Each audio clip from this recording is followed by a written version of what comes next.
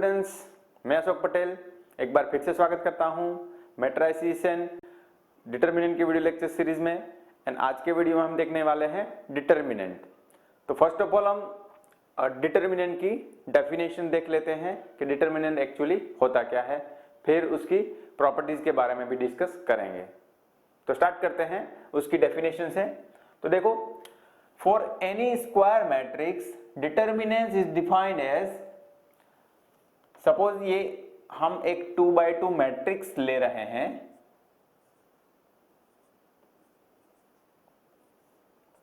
Okay ये कितने का है 2x2। क्यों हमने 2x2 का लिया, यहां पे डेफिनेशन में देखो, डेफिनेशन डिटरमिनेंट की यही है कि वो स्क्वायर मैट्रिक्स के ऊपर ही डिफाइन होगा। तो ये बात आप ध्यान में समझो। तो इसलिए हमने स्क्वायर मैट्रिक्स 2x2 का लिया है, तो उसका डिटरमिनेंट ऑफ ए वो हमें कुछ इस तरह से मिलेगा। हम दो वर्टिकल लाइन के बीच में डिटरमिनेंट को लिखते हैं, ओके। इसको हम कैसे, DET ऑफ ए, इसको कैसे रीड करेंगे, डिटरमिनेंट ऑफ मैट्रिक्स ए, ऐसे रीड हम करेंगे, ओके। तो ये तो बात हो गई कि डिटरमिनेंट हम कैसे लिखते हैं, ओके। अब डिटरमिनेंट की एक पर्टिकुलर वैल्यू होती है, ओके। हमने आगे देखा था मैट्रिसेस में कि मैट्रिसेस एक अरेंजमेंट है, वो एक वैल्यू नहीं है, ओके। ये बात आप ध्यान में रखो। और डिटरमिनेंट वो एक स्केलर वैल्यू देता है, ओके। तो इस हिसाब से इसकी वैल्यू कैसे होगी, डिटरमिनेंट 2x2 का डिटरमिनेंट है, तो उसकी वैल्यू कैसे निकालेंगे हम, ये a का d के साथ क्रॉस मल्टीप्लीकेशन, AD माइनस, बीच में माइनस तो पुट करना है आपको, c का इसके साथ, तो b इंटू सी, ये दोनों का क्रॉस प्रोडक्ट, ओके। तो इस हिसाब से 2x2 का कोई भी डिटरमिनेंट है, इसको आप ऐसे सॉल्व कर सकते हो। अगर हम 3x3 की बात करें, तो जैसे ए मैट्रिक्स हमने कोई ले लिया, A B C D E F G H I, ये हमने एक 3x3 का मैट्रिक्स लिया है, ओके। अब इसका डिटरमिनेंट, ये 3x3 का मैट्रिक्स है, तो इसका डिटरमिनेंट हमें कैसे मिलेगा, देखो इसको भी एक वर्टिकल लाइन में हम ये लिखेंगे, A B C D E F G H I, okay. ये हो गया का डिटरमिनेंट। अब जैसे हमने यहां पे बताया कि उसकी कुछ स्केलर वैल्यू होती है, तो इसकी वैल्यू कैसे होगी, देखो पहले ए को लेना है, देखो ये ए पहले आपको लेना है, तो वो लिखना है ए, देन ब्रैकेट में क्या लिखोगे, ओके। अदरवाइज आपको इसको ऐसे भी समझ सकते हो कि ए लिया तो उसके कॉरस्पॉन्डिंग रोज, ये रोज एंड ये कॉलम वो कैंसिल कर दो, तो बाकी क्या बचा, तो बाकी बचा ये 4 एंट्रीज बाकी बची, तो वो 4 एंट्रीज को आप डिटरमिनेंट में लिख सकते हो ऐसे, तो ए की बारी खत्म हुई, ओके। देन ये बी की बारी है और उसको हम माइनस लिखते हैं, ओके। वो क्यों, मैं बताता हूं अभी, जस्ट ये लिख लो, बी में हम माइनस लिखते हैं, तो ये कॉरस्पॉन्डिंग कॉलम एंड कॉरस्पॉन्डिंग रोज, ये रोज ये कॉलम हमने हटा दी, तो बाकी क्या बचा, डी के साथ ई, तो DFG I, ये बाकी बचा, ओके। लास्ट में सी लेना है, तो प्लस सी, अब उसमें कॉरस्पॉन्डिंग कॉलम एंड कॉरस्पॉन्डिंग रोज हमने हटा दी, तो बाकी क्या बचा, DEGH, ओके। और ये 2x2 का तो कैसे सोल्व करते हैं, हमने बताया था अभी, तो इसका वैल्यू कैसे आएगा, A EI minus HF minus B DI minus GF। जैसे हमने 2x2 का सोल्व किया था इस तरह से, ये दोनों का क्रॉस माइनस ये दोनों ऐसे, प्लस C और उसमें D के साथ H माइनस G के साथ E। तो ये 3/3 का डिटर्मिनेंट हो गया, उसको हम ऐसे सॉल्व कर सकते हैं। और जैसे मैंने बताया था ना यहाँ पे, ये इसका वैल्यू हम प्लस क्यों ले रहे हैं, इसका नेगेटिव, इसका प्लस, ये क्यों ले रहे हैं, तो इसके लिए आपको ये याद रखना है, ये मैट्रिक्स साइन वाला आपको याद रखना है। तो ये याद रखोगे तो दिक्कत नहीं आएगी। देखो यहाँ पे ये हमने ए प्लस लिया था, ये बी, यहाँ पे देखो ये माइनस लिया था, ये बी वाला, एंड ये सी, ये प्लस लिया था इस हिसाब से। तो ये मैट्रिक्स याद रखना है। ओके, ये साइन वाला पहले प्लस से स्टार्ट करना है, plus minus plus minus plus minus, ऐसे इस तरफ भी जाओगे तो भी अल्टरनेट, इस तरफ भी जाओगे तो भी अल्टरनेट। और किसी को दिक्कत है कि ये याद नहीं हम रख पा रहे हैं, तो इसकी टेक्निक क्या है, तो ये भी आप देख सकते हो। देखो ये कहां से आता है, तो -1/i प्लस जे, तो ये यहां से साइन आता है। ओके, -1/i प्लस जे। ओके, तो जैसे i किसके लिए है, रो के लिए, तो ये कौन सा रो है, फर्स्ट रो है, एंड कॉलम कौन सा है, फर्स्ट है। तो फर्स्ट रो i1 लिया, j भी 1 लिया, i फर्स्ट रो 1 है, कॉलम भी 1 है, तो क्या हुआ 1 + 1 2, और -1 की इवन पावर क्या होती है, ये -1 प्लस हो जाएगा, हमें पता है -1 की इवन पावर वो प्लस हो जाती है, तो ये +1, इस हिसाब से ये +1 हमने लिखा है। ओके, और ये करोगे माइनस वाले, तो ये कौन सा है, first row and second column, तो यहाँ पे क्या आएगा, 1 first row and second column, तो यहाँ पे 3 आ जाएगा। तो इस हिसाब से ये क्या हो जाएगा, -1/3, माइनस की कोई ऑड पावर है तो वो हो जाएगा -1, तो इस हिसाब से ये माइनस। तो ऐसे ये पूरा मैट्रिक्स 3/3 का नहीं, 4/4 का भी आपको निकालना तो भी आप निकाल सकते हो। ओके, तो इस तरह से ये मिलता है, तो ये भी याद रख लो, तो आपको दिक्कत नहीं आएगी। तो इस हिसाब से यहां पे किसी को ये भी प्रॉब्लम है कि मैं ये एक ही रो लेके ये सॉल्व कर सकता हूं, तो ऐसा नहीं है। आप ये रो ले लो, सेकेंड रो ले लो, थर्ड रो ले लो, कोई भी रो ले सकते हो, आंसर तो आपको यही मिलेगा। मगर ये ध्यान क्या रखना है आपको कि ये जो साइन मैट्रिक्स मैंने दिखाया ना, प्लस माइनस प्लस वाला, वो ध्यान में रखना होगा। ओके, बाकी आप कर सकते हो। तो ये हो गया डिटर्मिनेंट का कॉन्सेप्ट, कि डिटर्मिनेंट हम कैसे डिफाइन करते हैं, 2/2 या तो 3/3, क्योंकि डेफिनेशन में है कि स्क्वायर मैट्रिक्स होना चाहिए इस हिसाब से। ओके, तो अब आगे बढ़ते हैं हम।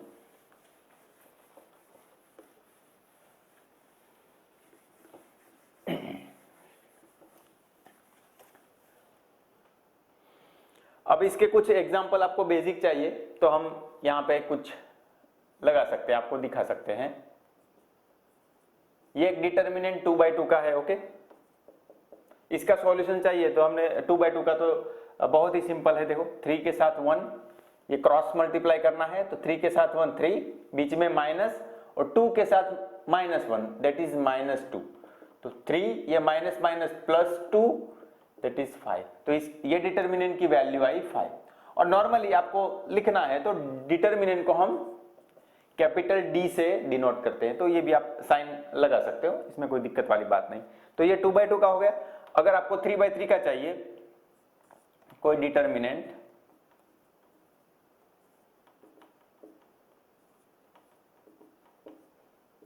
तो जैसे हमने बताया था 3/3 का कैसे सोल्व करते हैं, ये 1 रहा, इसमें ये कॉरस्पॉन्डिंग रो एंड कॉलम गए, तो बाकी क्या बचा, minus into minus that is +1, बीच में -1 के साथ 2, वो 2, और ये वाला माइनस लेना है आपको, ये भी याद रखना है, ये -2, उसके कॉरस्पॉन्डिंग कॉलम गया एंड रो गया, तो बाकी क्या बचा, 2 के साथ -1 दैट इज -2, माइनस 3 के साथ 1 दैट इज 3, प्लस ये 3 वाला, तो ये 3 वाला हम कर रहे हैं, तो इस कॉरस्पॉन्डिंग कॉलम एंड रो चले गए, तो बाकी क्या बचा, इतना इतना, तो इसको कैसे, 2 × 2 4, माइनस 3 × -1 दैट इज -3, तो इसको फटाफट से सोल्व कर लेते हैं। 1 - 2 दैट इज -1, -2 - 3 -5, +3 4 यहाँ पे माइनस माइनस प्लस हो जाएगा ऐसे, तो ये 1 into minus one minus one, minus 5 है एंड माइनस 2 है, तो डेट इज प्लस 10 हो जाएगा। 4 प्लस 7 कितना होगा? 11। ओके, 11 का 3 से मल्टीप्लाई करेंगे दैट इज 33। तो 33 में 10 ऐड करेंगे तो दैट इज 43 और माइनस 1 तो होगा 42। तो ये डिटर्मिनेंट का आंसर आ रहा है 42। तो ऐसे 3/3 का कैसे सॉल्व करते हैं वो भी हमने एक एग्जांपल में देख लिया। अब आगे बढ़ते हैं। इसी तरह से आप 4/4 का भी सॉल्व कर सकते हो।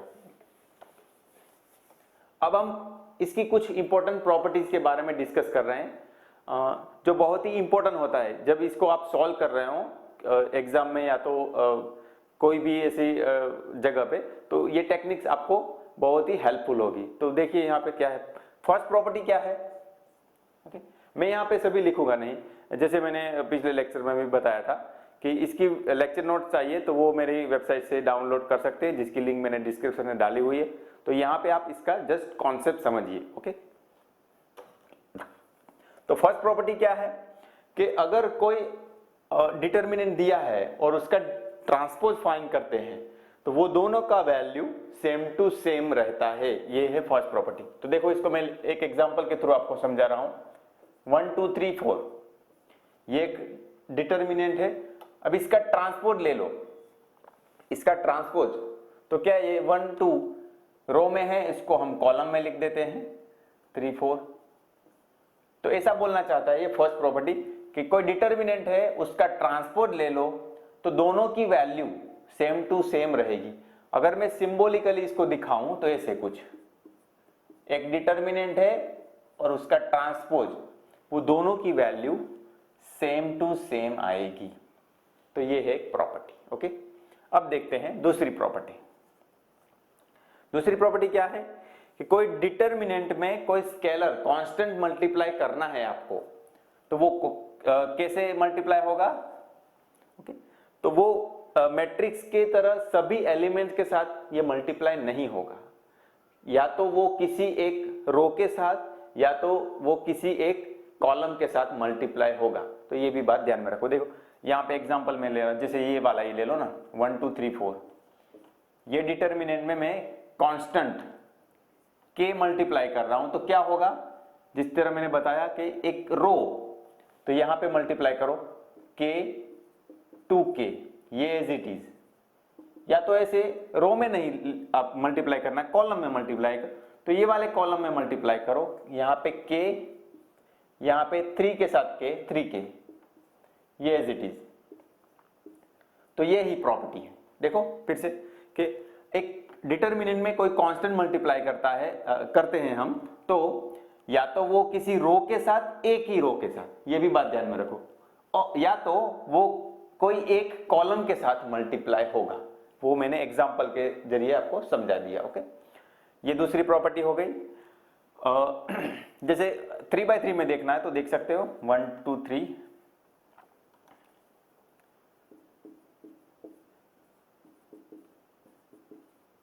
ऐसे, तो ये कोई एक ही रो, जैसे मैं ये रो के साथ सेकंड रो में मल्टीप्लाई कर रहा हूं 7 8 9, first and third as it is, second के साथ 4k 5k 6k, ऐसे। ये 3/3 में एग्जांपल हो गया। एक ही रो, देखो सेकंड रो में ये मल्टीप्लाई हुआ है, बाकी दो में नहीं हुआ। ओके, तो ये मैट्रिक्स जो कॉन्सेप्ट है उससे थोड़ा अलग है। ओके, तो ये सेकंड प्रॉपर्टी हो गई इसकी। अब आगे बढ़ते हैं।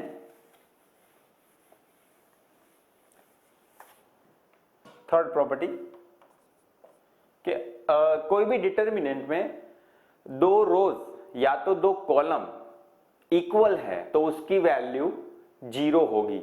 ये भी बात समझ लो। जैसे 2/2 में हम देखें, ये दो रो सेम टू सेम है। ओके, तो इसकी वैल्यू हम देख लेते हैं। 1 × 2 2 माइनस 1 × 2 2, 0 हो रही है। तो ये सेटिस्फाई हो रहा है। देखो कि डिटर्मिनेंट में कोई भी दो रो, इसमें देखो दोनों रो ये दो रोज या तो कॉलम भी देख सकते हो, कॉलम भी सेम टू सेम है, तो रोज या तो कॉलम सेम टू सेम है तो वो डिटर्मिनेंट की वैल्यू 0 होगी। या 3/3 में आपको लेना है एग्जांपल तो ले सकते हो 1 2 3 4 5 6 1 2 3। तो देखो इसमें ये फर्स्ट वाली रो एंड थर्ड वाली रो दोनों इक्वल है, ओके समान है, तो इसकी वैल्यू 0 होगी। बस यही बोलना चाहते हैं हम। या तो उसके कॉलम में लिखना है तो 1 2 3 1 2 3। इसमें देखो ये दो कॉलम सेम टू सेम है, तो या तो दो रोज या तो दो कॉलम्स इक्वल है तो उसकी वैल्यू 0 होगी। ये भी बहुत एक इंपॉर्टेंट प्रॉपर्टी इसकी बन जाती है, ओके।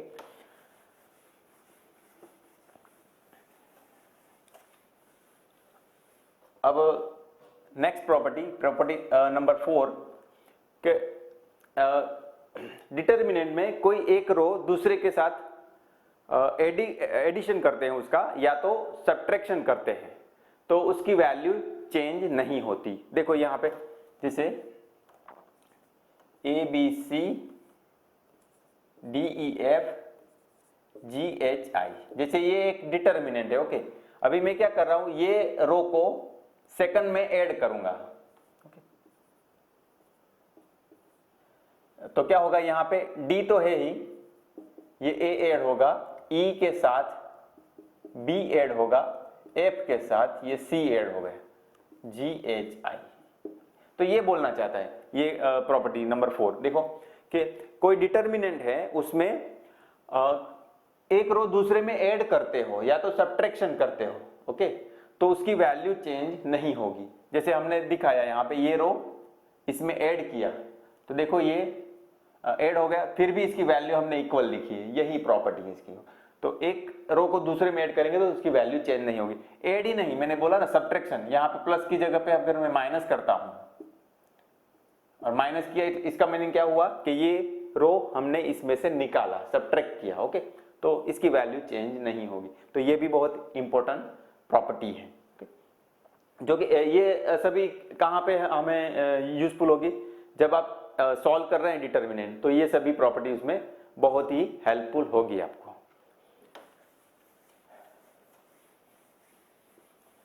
प्रॉपर्टी नंबर 5, इसमें दो मैट्रिक्स का मल्टीप्लिकेशन का डिटर्मिनेंट वो इंडिविजुअली डिटर्मिनेंट का मल्टीप्लिकेशन इसके बराबर होगा। ये भी बहुत इंपॉर्टेंट प्रॉपर्टी है, इसको भी ध्यान में रखो, okay. Then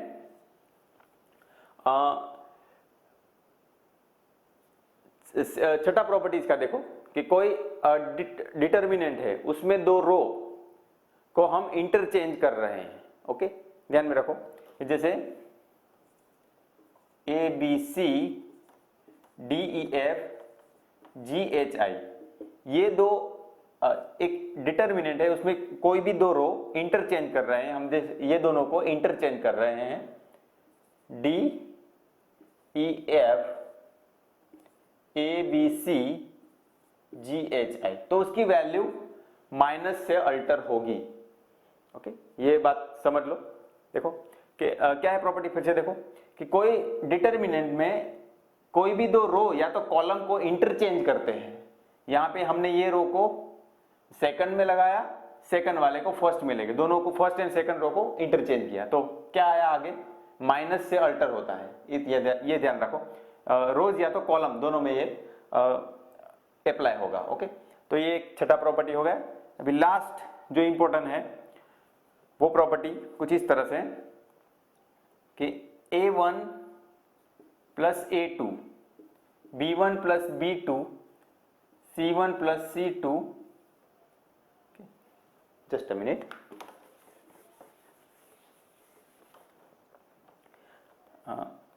A1 plus A2 B1 plus B2 C1 plus C2 DEF GHI, ये एक डिटर्मिनेंट है। यहां पे आप देख रहे हो ये जो एडिशन है उसको हम ऐसे अलग कर सकते हैं। देखो A1 B1 C1, A2 B2 C2 and यहां पे तो सेम टू सेम ये दोनों में सेम टू सेम आएगा। तो इस तरह से देखो यहां पे जो एडिशन था ये तीनों में, वो हम ऐसे अलग कर सकते हैं, ये तो सभी सेम टू सेम रहेगा दोनों में। ओके, तो यहां पे जैसे एडिशन या तो सब्ट्रैक्शन है तो आप ऐसे अलग कर सकते हो, ये भी इसकी बहुत ही इंपॉर्टेंट प्रॉपर्टी है, ये भी ध्यान रखो। तो ये जो 7 प्रॉपर्टी है, प्रॉपर्टीज ये सभी डिटर्मिनेंट में, वो बहुत ही हेल्पफुल होती है जब आप डिटर्मिनेंट सॉल्व करते हो। ओके, तो ये डिटर्मिनेंट के बारे में हमने आज के लेक्चर में जाना। तो आज का लेक्चर आपको कैसा लगा कमेंट करके जरूर बताइएगा। अगर अच्छा लगा तो लाइक कीजिएगा, शेयर कीजिएगा एंड मेरे चैनल को सब्सक्राइब कीजिएगा। धन्यवाद।